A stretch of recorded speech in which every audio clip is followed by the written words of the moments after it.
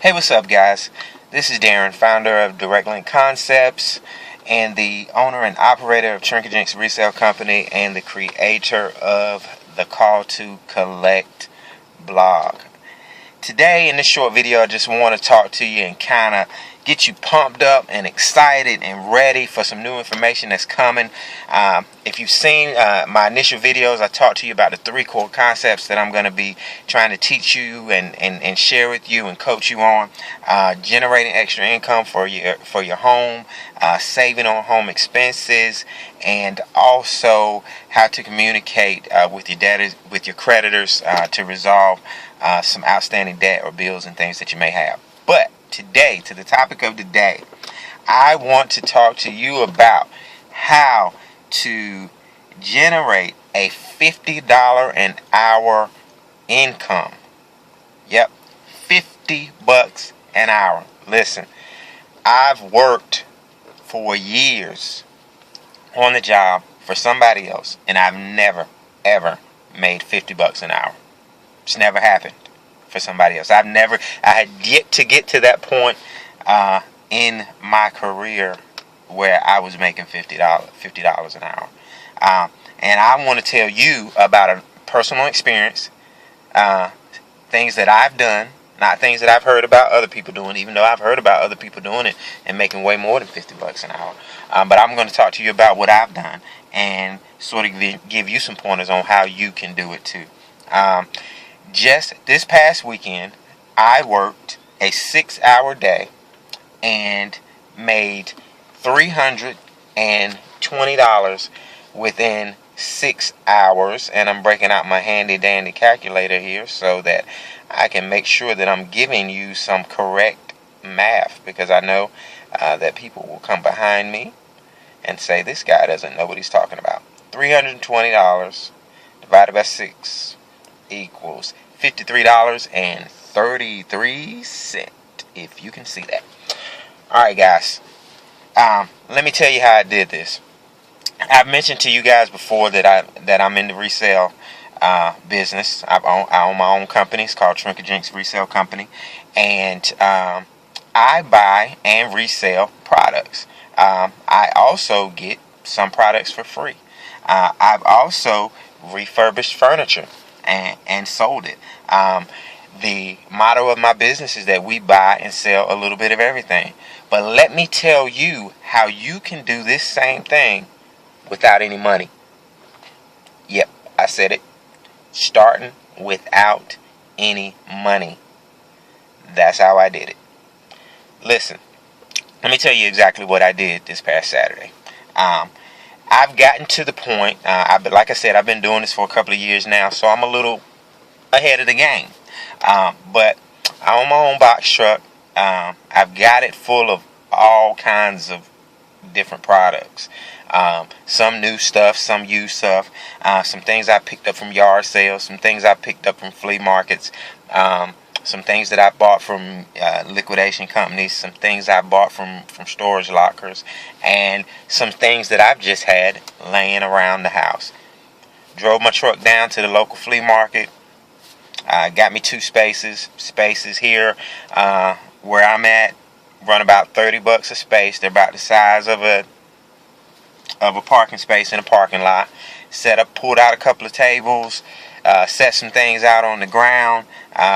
Probably got everything set up. Started setting up at about 8 o'clock. Had everything set up within a couple hours, and I stayed out there till about 2 o'clock, and it started to rain.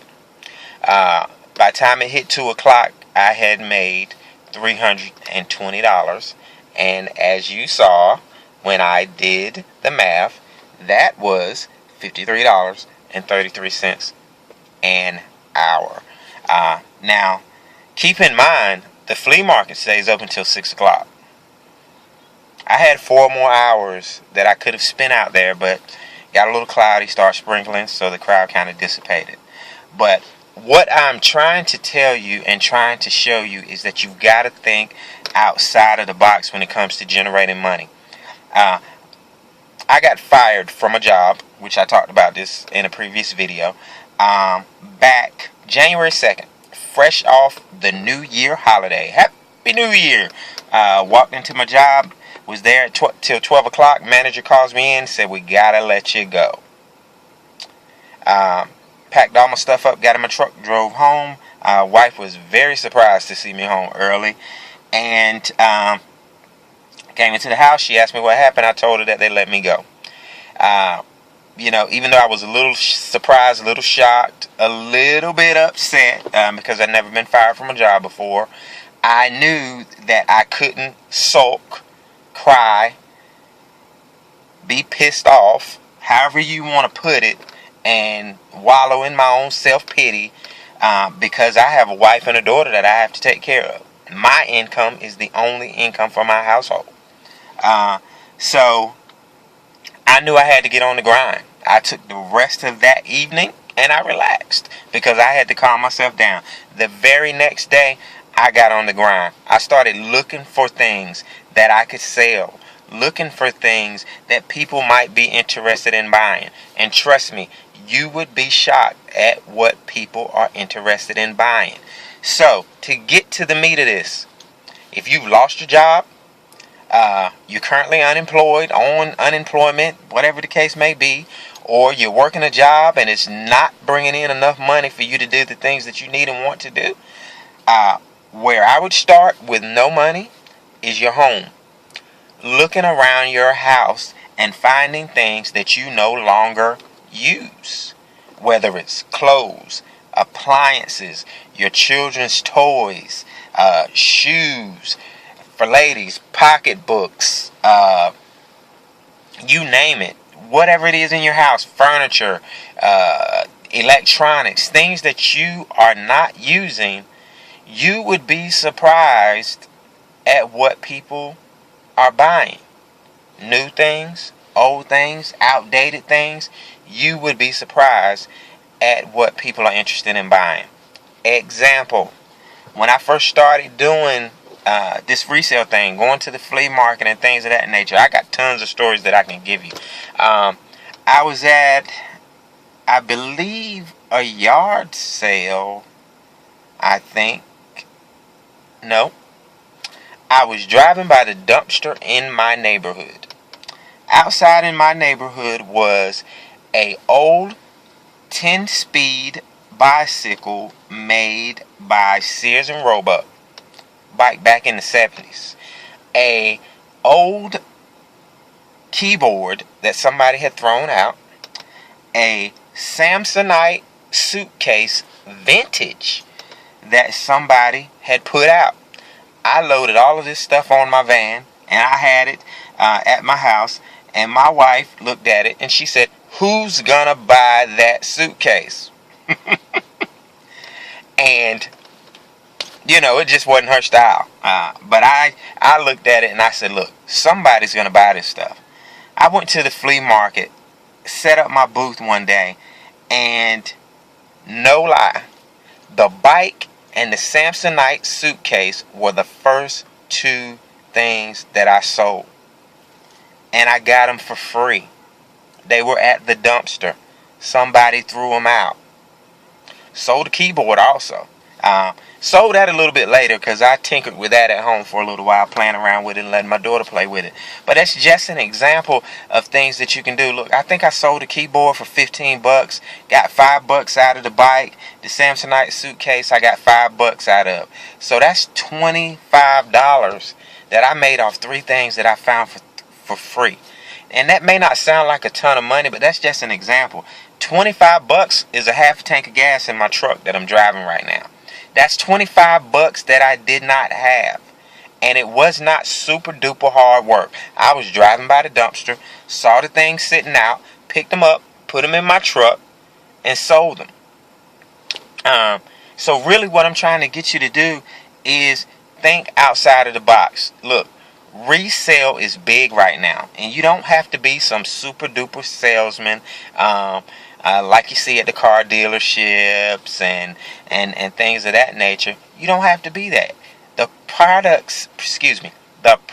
sells itself in most situations I've found. I'm not a super talkative guy. I can be if it's a topic that I like talking on. But if you put the product out there, somebody is going to buy it.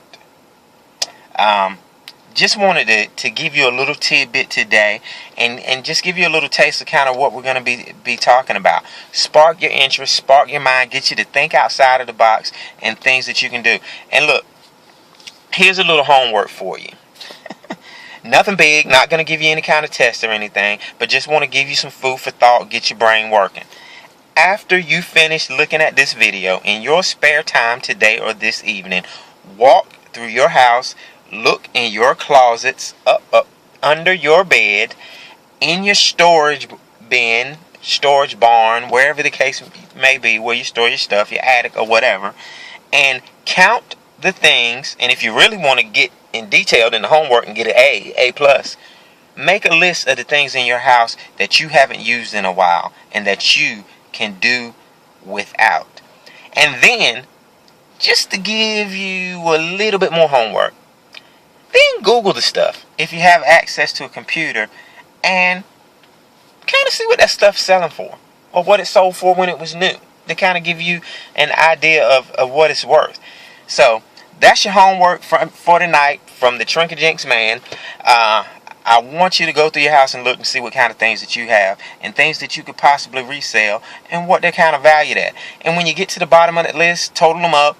Just get an idea of what you could probably sell the stuff for and total it up. And let's kind of get an idea, see how much money you can make if you try to resell it. That's your homework from the Trinket Man. Alright guys, great talking to you again today. Next time on my video, we'll go in a little bit more detail and talk a little bit more about this resale game. I'll give you a few more of my resale experiences and my stories, and we'll also begin to talk on some of the sales channels.